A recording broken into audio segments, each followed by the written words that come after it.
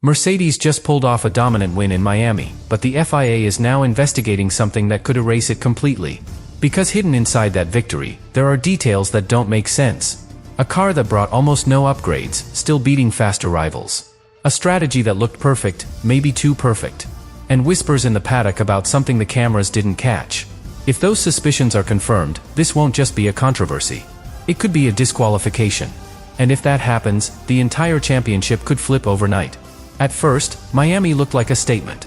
A clean, controlled victory. The kind that tells the entire grid, this team is still ahead.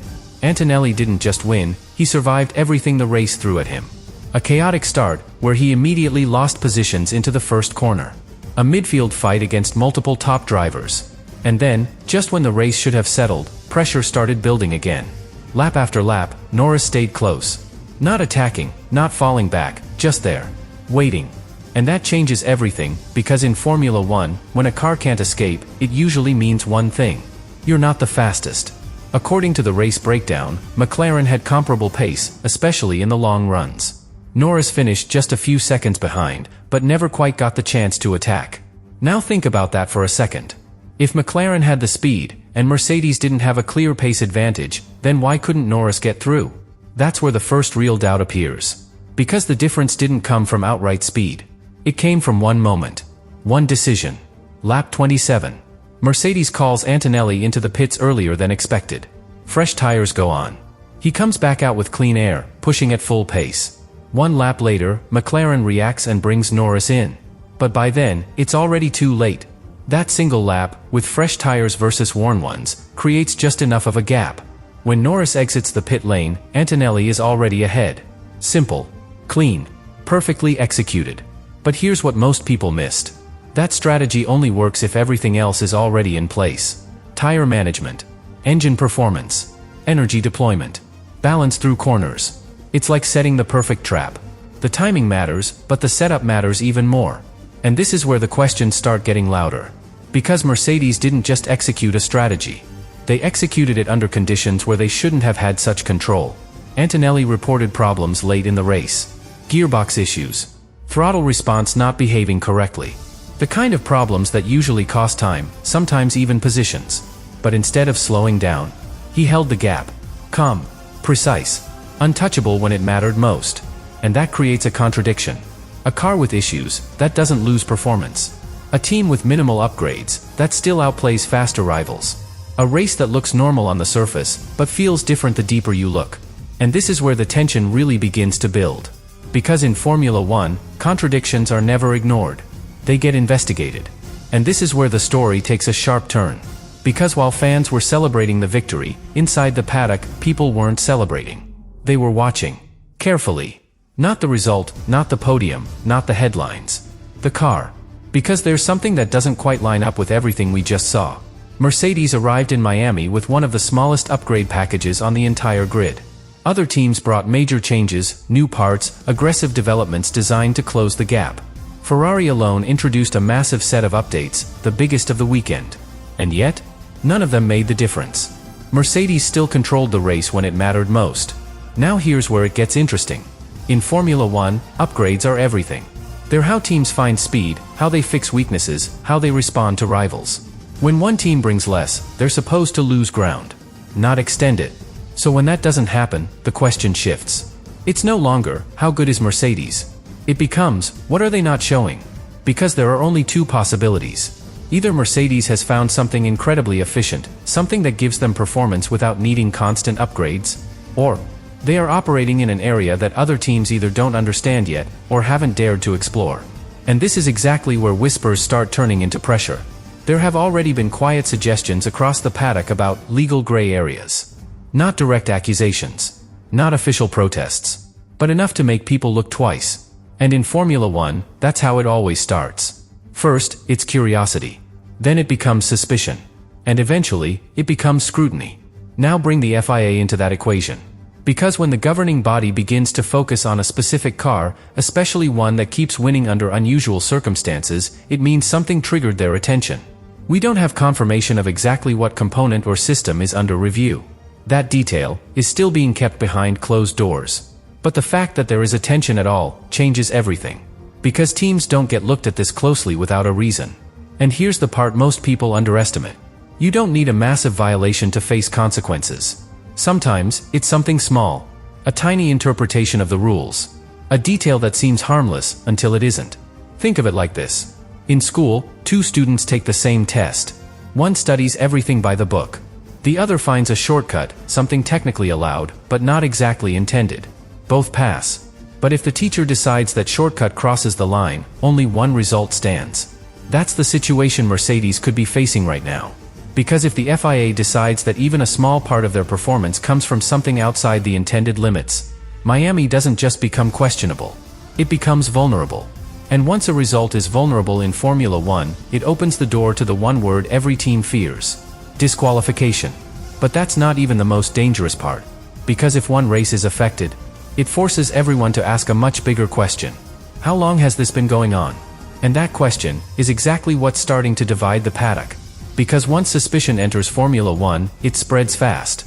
Teams start connecting dots. Engineers go back through data. Not just from Miami, but from every race this season. Australia, China, Japan, races where Mercedes didn't just win, they controlled the narrative. 4 wins. 4 races. A growing gap in the championship that already looks difficult to close. At first, it looked like dominance. Now, some are starting to see a pattern. And this is where reactions begin to matter. McLaren, for example, left Miami knowing something crucial. They had the pace. Over long runs, their car was right there, sometimes even matching Mercedes corner for corner. Norris stayed close for most of the race, always within reach, but never in a position to strike. That kind of frustration doesn't just disappear. It turns into questions. Because when a driver feels like they did everything right, and still couldn't create an opportunity, they start wondering what they're missing. Ferrari's situation is even more revealing. They brought the biggest upgrade package of the entire weekend. 11 separate updates, all designed to transform their season. And yet, by the end of the race, they were fighting just to stay in the top positions, finishing outside the podium. So now imagine being inside that garage. You invest everything into performance. You bring more upgrades than anyone else. And you still can't match a team that barely changed their car. That doesn't just hurt.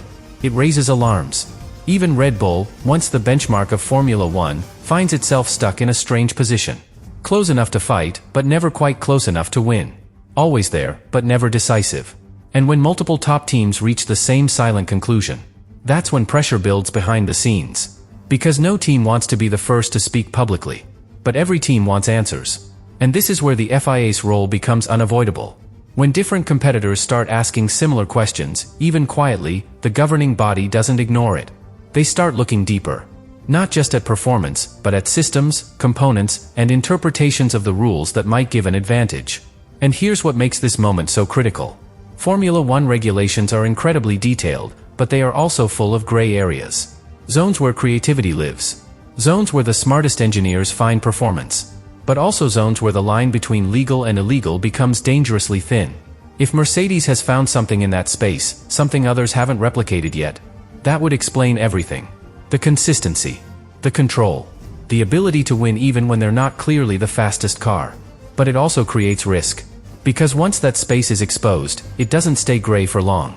It becomes black or white, legal or not. And if it turns the wrong way, the consequences don't just hit engineers. They hit drivers. They hit results. They hit championships. Which brings everything back to one uncomfortable possibility. What if Miami wasn't just a brilliant win, but the race that triggered something much bigger? And this is where the pressure stops being external and starts turning inward. Because it's one thing for rivals to ask questions. It's something completely different when those questions begin affecting the team itself. Inside Mercedes, every detail now matters more than ever. Every data trace. Every component. Every decision made in Miami. Because when the FIA starts paying attention, teams don't just defend themselves, they double-check everything.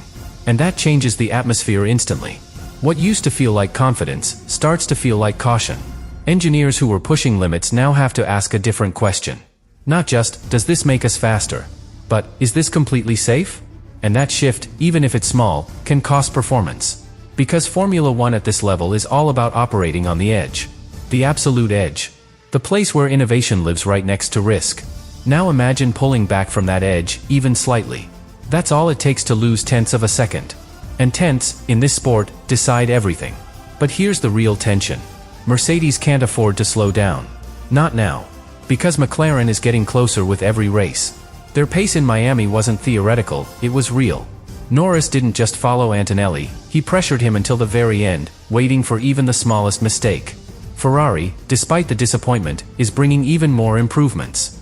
Their current package didn't work as expected, but internally, they believe the next step could change their entire trajectory. And Red Bull, even while struggling, is still close enough to capitalize on any weakness. So Mercedes is trapped in a very dangerous position. If they keep pushing exactly the same way, they risk crossing a line the FIA might already be questioning. But if they pull back, even a little, they open the door for everyone else. That's the balance they have to manage right now. And it's not just technical. It's psychological. Because drivers feel this too. Antonelli, after Miami, should be riding pure confidence. This was the kind of win that defines a season. Fighting through chaos, managing issues, executing under pressure, and still delivering when it mattered most. But confidence changes when uncertainty enters the picture. Because now, every future result carries a hidden question. Will it count? And that thought, even if it's never said out loud, changes how a driver approaches everything. How much risk they take. How hard they push. How they manage pressure in crucial moments. And then there's the team leadership. Toto Wolff knows exactly how situations like this can evolve. One moment, everything is under control. The next, a technical directive appears, a clarification is issued, and suddenly, a key advantage disappears overnight. We've seen it before in Formula One. Dominant systems questioned. Innovations reinterpreted. Advantages removed mid-season. And when that happens, it doesn't just slow a team down. It exposes them. So now, everything builds toward the next races. Not just Monaco. Not just the next upgrade cycle. But the moment the FIA makes its position clear. Because until that happens, Mercedes is racing with more than just rivals on track. They're racing against uncertainty itself. And if that uncertainty turns into a decision, then Miami won't just be remembered as a victory. It will be remembered as the beginning of the turning point that changed the entire season.